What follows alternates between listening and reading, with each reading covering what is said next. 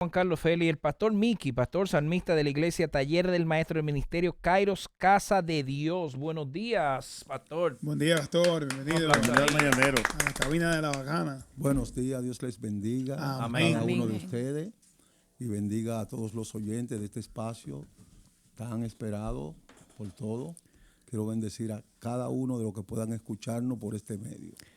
Pastor, mire, yo fui la persona que sugerí que lo invitaran por una historia de vida suya y me gustaría que pudiéramos dividir al pastor del hombre que logró éxito. Yo no sé si usted era cristiano cuando sus éxitos de composición ya eran famosos, pero esa parte, primero, ¿qué tiempo usted tiene de ser cristiano?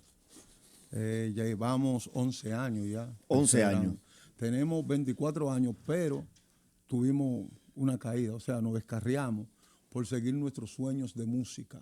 Pero ya permanentemente en el Evangelio ahora tenemos 11 años. ¿Cuáles eran sus sueños de música?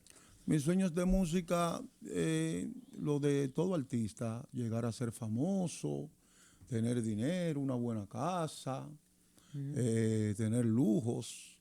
¿Usted soñaba con ser artista, cantante o compositor? Cantante y compositor. ¿Es más difícil entrar al evangelio y permanecer y nunca irse, o entrar y tener que salir para volver? ¿Es más juzgante? Bueno, tú sabes que el evangelio no es fácil para el que no tiene un llamado o para el que no entiende las cosas de Dios que son espirituales. No es fácil mantenerse en pie hasta que tú no tienes un encuentro verdadero con Dios. Es que usted fue un poquito tremendo, usted fue un poquito... Bueno, decirte que yo soy fruto de una violación a mi madre y que estudié música en un instituto preparatorio de menores, o sea, un reformatorio. Ya comprendo. Ahí fue que aprendí. Cuando salí fui mendigo en el Parque Enriquillo y por casualidad usted podía pasar por el Parque Enriquillo y ver a este loquito con un cuadernito petete escribiendo ahí. Y tú decías, un loco más, ¿qué escribiría? Sin embargo, yo escribía canciones. ¿Usted era bachatero, merenguero, salsero? En la época lo que estaba de moda era la bachata y lo que podía yo identificarme era con ese género de amalgue porque podía desahogar sus penas. Todo ese lamento, toda esa cadena de amargura que yo arrastraba. Justamente por ahí viene mi pregunta. Usted ya ha dejado ver unos comienzos difíciles, una familia disfuncional y todo esto, pero usted encuentra un refugio dentro de la composición. Pero hay un punto. Lo que quiere todo compositor es lograr éxito. Y usted comienza a acertar y a pegarla y a escribir éxito. Vamos a hacer un pequeño recuento para que los muchachos sepan más o menos cuáles temas son suyos. Por ejemplo, en el reformatorio, yo me aficié de mi profesora. Estábamos los dos aficiados, yo de ella y ella de otro. ¿Cómo así? Ay, Dios Sí, mío. Mira qué buena cadena. Los dos aficiados. Sí. Pero ¿Y qué escribió usted ahí? a veces las cosas no salen como uno quiere. Yo sufriendo por ella y ella por otro se muere. Eso es Joe Vera. Claro Wow, que La sí. vida es así. Así mismo. Ese fue su primer palo. Mi primer palo, mi primer éxito. Y después de ahí, ¿qué vino? Vino vencido, declárese vencido, porque esa mujer no quiere estar con nadie que no sea conmigo. De Joe Vera también. Yo era también. ¿Qué más continuó? Tú, hay amor, tienes dos hombres sufriendo, yo contigo estoy. Él mira por la ventana y ni te llama. Joker Sarante. Yo calzará. Wow, ¿Qué más pero- usted logró después de ahí? Ahora la soledad se sienta a hablar conmigo y se burla de mí porque sabe muy bien que ya no estoy contigo. Todo lo bonito se esfumó y solo queda dolor aquí en mi pecho. Luis Miguel de la Mar. Pues tú estás buchú entonces, tú estás buchú. Espera un momentico. Un momentico. Usted compositor, los royalties, ¿cómo? Hágame No, bien, negocio. Bien. Bien. Ahora se aprovechan. Pero antes había. Ya hizo su iglesia, ahí. Claro que Antes sí, era se royalty para invertirlo en su carrera. No, antes era royalty para invertirlo en la calle, en las narices. Dios mío. Justamente por ahí. Antes de que Dios llegue a nuestra vida, Exactamente. éramos un desorden total.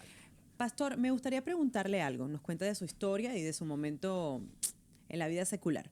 Pero me gustaría como caer un poquito más al tema de lo que está ocurriendo en la actualidad con respecto a cómo es la resiliencia de un ser humano después de un evento como lo que pasó. Y no solamente la tragedia, sino un evento fuerte para nuestra vida. Tenemos el caso de David, que después que Dios lo castigó y después lo perdonó, él danzaba de felicidad al saber que Dios había perdonado su falla. Y entre su aflicción, él seguía danzando en conmemoración a Dios. La gente que no conoce a Dios no sabe por qué pasan estas cosas. Y me gustaría que usted, como conocedor en la materia, nos ilustrara. Bueno, la gloria de Dios es un tema un poco complejo. Tú puedes ser predicadora. Aleluya. Yesenia Cuidado, Tec no le ten lleva ese. mucho a ella. usted Bueno, ya no ten eso. El Dios que tienta. Sucede que Dios no hizo robot, a nosotros no.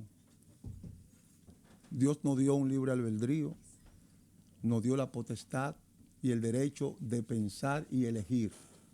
Existe el bien y el mal. Si no existiera el mal, no hubiera opciones para tú decidirte por él.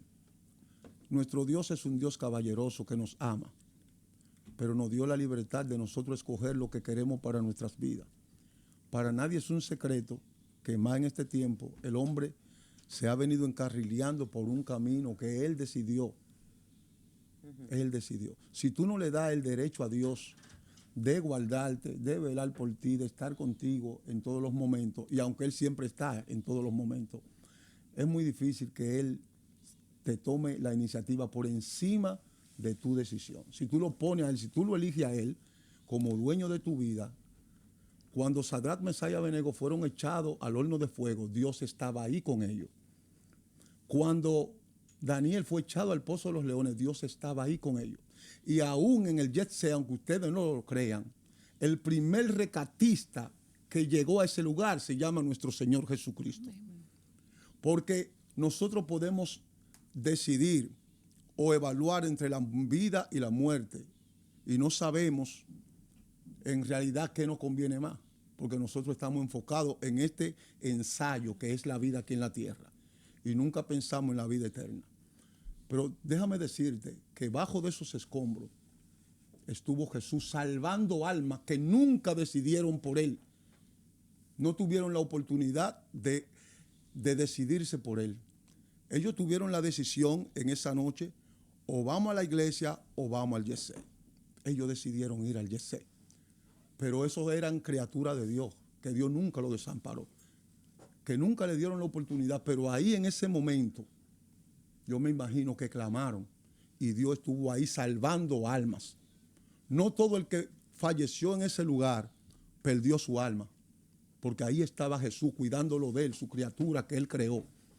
Él está en todos los lugares, Él es omnipresente y nos ama de tal forma que el único que fue capaz de dar su vida por nosotros fue Él. No crean que todo allí está perdido.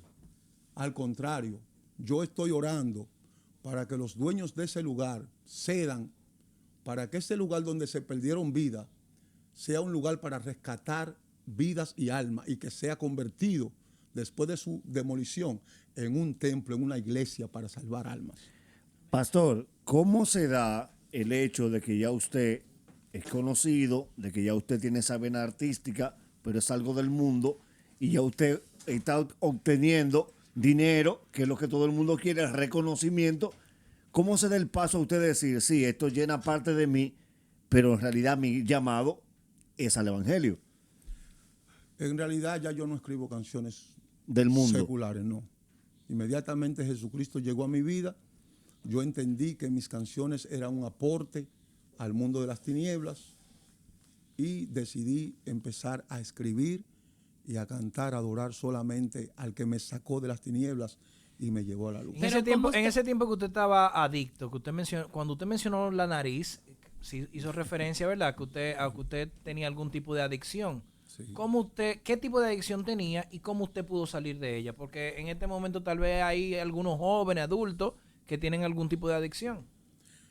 Es que lo que nos lleva a la adicción y al pecado y a las ataduras que promueve este mundo por todos los medios, es la sed que tenemos.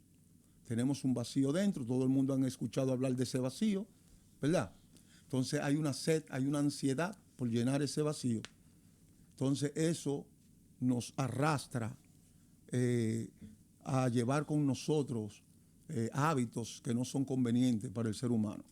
Pero cuando le damos la oportunidad a Jesucristo de entrar a nuestros corazones, a nuestras vidas, ya toda esa sed se apaga. Él le dijo a la mujer samaritana, si bebiera del agua que yo te ofrezco, no tendrás sed jamás, porque el agua que yo te doy sacia para vida eterna. Cuando Cristo entra, se va la sed, se va esa angustia, esa preocupación, esa ansiedad, se va. Ya que lucir el cadenón, lucir los últimos pedales, el vehículo del año, todo eso pasa a ser secundario. Empieza a importar en tu vida, a reinar en tu vida lo que verdaderamente importa. Tu vida, tu familia, ¿entiendes? Que es lo más importante, lo que nosotros no valoramos a veces. Es lo que cuando Dios está en tu corazón, te da a entender qué es lo Pero más usted, importante. ¿cómo salió usted? Cuénteme usted cómo lo hizo. Un amigo, vía la iglesia, como un familiar, Yo ¿cómo busqué fue? refugio en Jesucristo. Ya. Yo entendí que sin Él no hay forma. Ok. Me rendí delante de Él y Él entró a mi vida. Empecé a buscarlo orando. La oración es una herramienta tan poderosa que casi nadie le da el valor que tiene. Pastor, pero ellos están intentando saber, ¿a los caminos del Señor se llega por amor o se llega por dolor?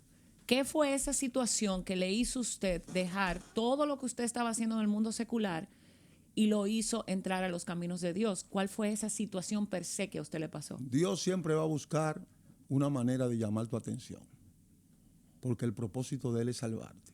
Tú siempre vas a estar enfocado en lo que tú quieres, en lo que tú crees que necesitas, pero Dios siempre va a estar buscando la manera de cómo hacerte llegar. Se llegan por dos medios. O llegas por amor, cuando te dice una persona, Dios tiene un propósito contigo, Dios te quiere salvar, Dios te quiere usar, apercibe, te ven, que encontramos uno en cada esquina, que nos da el tratado y nos dice, Cristo te ama y te quiere salvar, arrepiéntete, búscale. Si tú entiendes así, tú vas a ir por amor. Pero si tú no entiendes así, Dios va a buscar la forma de cómo llamar tu atención. ¿Y cómo llamó su atención? Llamó mi atención, me dio lo mío, ¿Qué fue lo suyo? la adicción. Ok. Sandra. Quería saber, pastor, porque usted mencionaba hace un momento que las personas que estaban en el centro nocturno eran criaturas de Dios. ¿Cuál Todos es la somos dif- criaturas de Dios. ¿Cuál es la diferencia entre ser criatura de Dios e hijo de Dios? Bueno, criatura es que fuimos creados por Él con amor, con un deseo de que vivamos con Él eternamente en Dios. Y hijos es el que acepta la paternidad. O sea, a lo suyo vino, más lo suyo no les recibieron, pero a todo aquel que les recibió, le dio potestad de ser hechos hijos de Dios. ¿En qué momento yo, como criatura, puedo pasar a ser hija de Dios? Inmediatamente entiendas que tú no eres fruto de un accidente, que tú no estás aquí por estar, sino que Dios te pensó primero. La voy a hacer así a mi niña linda, la voy a poner, va a ser inteligente, va a ser fuerte, va a atravesar, Bueno. porque cada proceso en tu vida es lo que te va a dar la experiencia y la madurez. Entonces tú te vas a ir acercando a Dios según los procesos y tú vas a ir entendiendo que tú no estás aquí porque, por ejemplo, esos bombillos están ahí para iluminar, esa cámara está ahí para, ¿verdad? Cada cosa tiene su propósito en la vida, tú tienes un propósito en la vida. Entonces cuando tú empiezas a buscar el propósito de Dios, ¿por qué me hizo? ¿Para qué? Entonces, cuando recibe ese llamado y tú lo aceptas a Él, entonces ya tú pasas a ser hija. Porque es a un paso. O lo recibes o no lo recibes. ¿Entiendes? ¿Tú consideras que yo soy tu padre? Sí, tú eres mi padre, pues tú eres mi hija. Aquiles, Usted estuvo en la iglesia, sale, Sí. regresa. ¿Cuál proceso fue más llevadero? ¿El ingreso inicial o el regreso? Con las tentaciones que hay en el mundo. Mira, a veces venimos a Dios y cuando estamos dentro, venimos por quizá como me predicaron, me convencieron. Sí, ven para acá, ven. Me dieron este cotorra, domingo, como sí. dicen, ¿verdad? Este Me dieron culto. sí, oye, Dios te va a bendecir, tu vida va a cambiar. Ven a Dios. Entonces entramos. Pero una cosa es estar en la iglesia, ser religioso, me llevo bien con el pastor, con los hermanos. Las hermanas. Y otra cosa es tener un encuentro personal con Dios. A veces hay muchos que tú ves en la iglesia que no se portan como deberían comportarse. ¿Por qué? Porque ellos simplemente conocen al pastor, conocen los hermanos, se llevan bien, cantan los coritos muy bien, pero no han tenido un encuentro personal con Dios. Inmediatamente tienen un encuentro personal con Dios, usted puede estar seguro que su vida va a cambiar. Encontrarse con el Señor te hace exento de vivir procesos difíciles. No, porque Dios te va a ir bendiciendo a través de los procesos. Y tú vas a ir alcanzando la madurez y la estatura del varón perfecto conforme a las experiencias que tú hayas tenido con Dios. Cuando ya tú empieces a conocer a Dios, no por lo que te han dicho ni por lo que te han predicado, sino por lo que tú misma has vivido con Dios, entonces tú te vas convenciendo más de que Dios es real. Por ejemplo, yo dije, Señor, yo te quiero servir, voy para la iglesia. ¿Por qué? Porque los mejores años que viví en mi vida fue cuando estuve en la iglesia. Eso fue después de la caída. Ya. Fueron mis mejores años. Entonces yo quiero eso. Voy, pero no me diga a mí que deje la droga, ni que deje las mujeres. No me diga que deje el cigarrillo, que deje el alcohol. Porque yo era completo en esa área. Tú eres Dios. Tú te me muestras a mí, no porque me hayan predicado, me hayan dicho. Tú me quitas todo eso. Y lo que me quede de vida yo te lo doy a ti para servirte. ¿Qué fue lo peor que usted hizo viviendo la adicción? ¿Qué fue lo que usted dice? Oye, toqué fondo, tengo que levantarme. No, porque en realidad mi problema era esa. Yo arrastraba cadenas de amargura Sí, se entiende. y me llevaron a la adicción. También la mala... Me crié sin fundamento, Sí, sin la mala familia. junta, se entiende, Me fui sí. a las calles. ¿Entiendes? Entonces, lo más que yo hacía era eso. Darme sobredosis que caía Me convulsionando. imagino que usted pasó por un proceso clínico donde tuvo que involucrarse con profesionales de la salud, de la adicción y de todo eso. ¿O sobrepasó todo este proceso meramente con la ayuda de Dios? Orando. Orando. Simplemente. Nunca fui a ningún centro y no es que no les recomiendo a las personas que estén en este problema que vayan, pero que lo acompañen con fe. Porque ese problema de las drogas, te lo voy a decir hoy, solamente Dios lo arranca del corazón del hombre.